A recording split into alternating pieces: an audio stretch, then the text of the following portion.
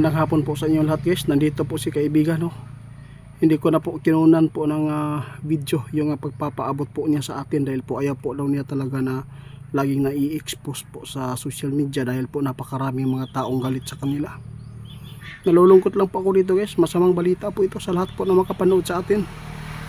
Maghanda po kayo kasi meron pong nakita si kaibigan na malakas-lakas itong pang-apat na bagyo. No? Meron pong nabuong bagyo ngayon. Sana po ay hindi ito malakas. Pero sa susunod na yan ay medyo may kalakasan po talaga. Nakakatakot kaya. Ito po yung ipinapaabot ng ating kaibigan yun guys.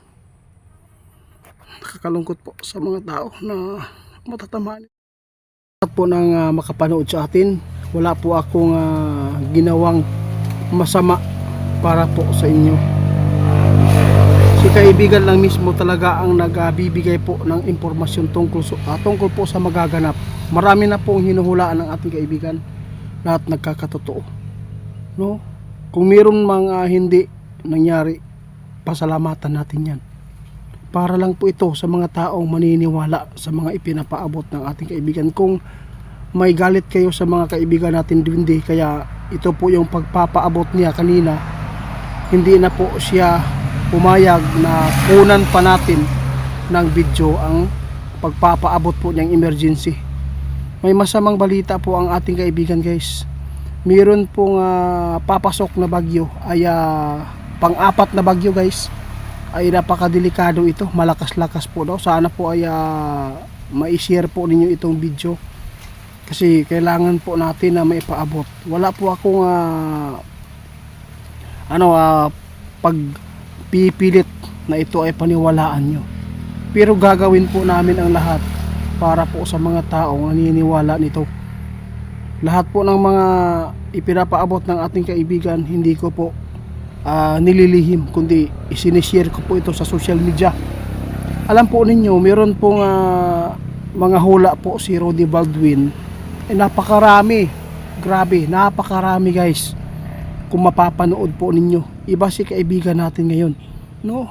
Hindi po nyo mapapakinggan ang kanyang boses dahil po ayaw po talaga niya na marinig lagi ng tao, may expose dahil po alam po natin baka mas lalo pang magagalit yung mga taong galit sa atin.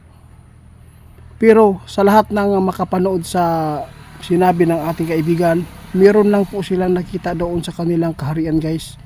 Nalulungkot po sila dahil po nakikita po nila na grabe ang mga tao na naghihirap po sa kalagayan po ng kalamidad. Nakita ng ating kaibigan na pakaraming mga bahay inanod, no? Nakita po nila. Kaya mag-ingat kayo. Meron po nakita si kaibigan guys na bagyo na naman. Sa lahat po ng mga mababa ang lugar ninyo dyan na madaling maabutan ng tubig, kailangan ninyong lumisan. Huwag po ninyong sayangin ang buhay ng mga anak niyo. Huwag po sayangin ang mga buhay po ninyo. Dahil po natatakot si kaibigan. Grabe po ang kanilang nakikita sa tao. Grabe po nagsisigaw guys, naghihingi ng tulong. Grabe po ang kanilang nakita guys. Kitang-kita ng ating kaibigan. Sa taon na ito guys, before matapos, maraming buhay po ang mawawala. Maraming mga tirahan po ang maghihirap po dito guys, makabangon. Maraming mga tao na madadaanan sa kalamidad na ito. Alam po natin guys, sa totoo lang,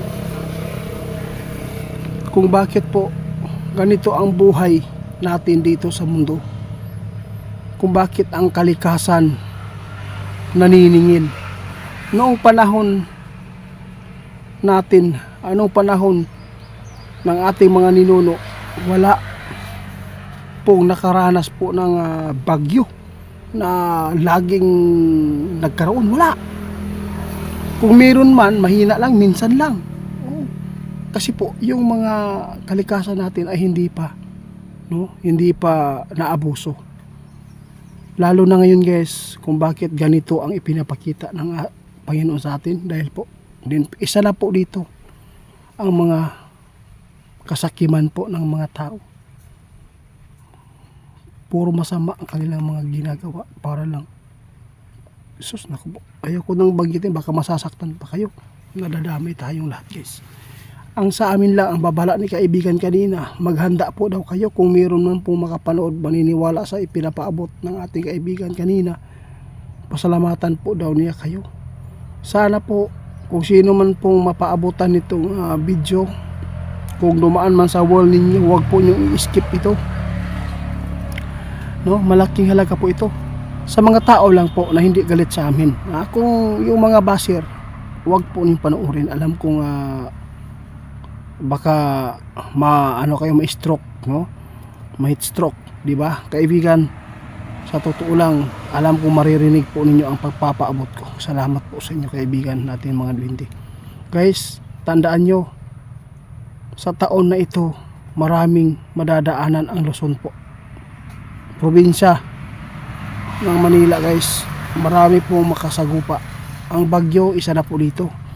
Meron pong mga hinuhulaan si Rody Baldwin, napakarami daw natatama po dito sa Mindanao. Kaya mag-ingat po tayo, mag-ingat po tayo no, sa Mindanao. No, kasi po napangalanan po kayo na isa na po daw dito ang Davao del Norte. Kung sakali man magkaroon po ng tsunami, no. Pagkatapos sa bagyo guys, tandaan nyo, ang papalit dyan, lindol. Kaya nag-alala lang po ako, kaya ipinapaabot ko po ito kahit hindi po niyo naririnig ang ating mga kaibigan, dahil po ayaw po ng ating kaibigan na mayroon pong mga tao na magtatanim pa ng sobrang galit sa mga kaibigan natin at lalo na ako. Kaya nandito ako guys, nais ko lang po musirba para po mailigtas kayo sa lahat po ng malapit sa dagat, malapit sa tubig na madaling maabot, no? Kailangan po ninyong lumisan dyan, lumikas kayo na.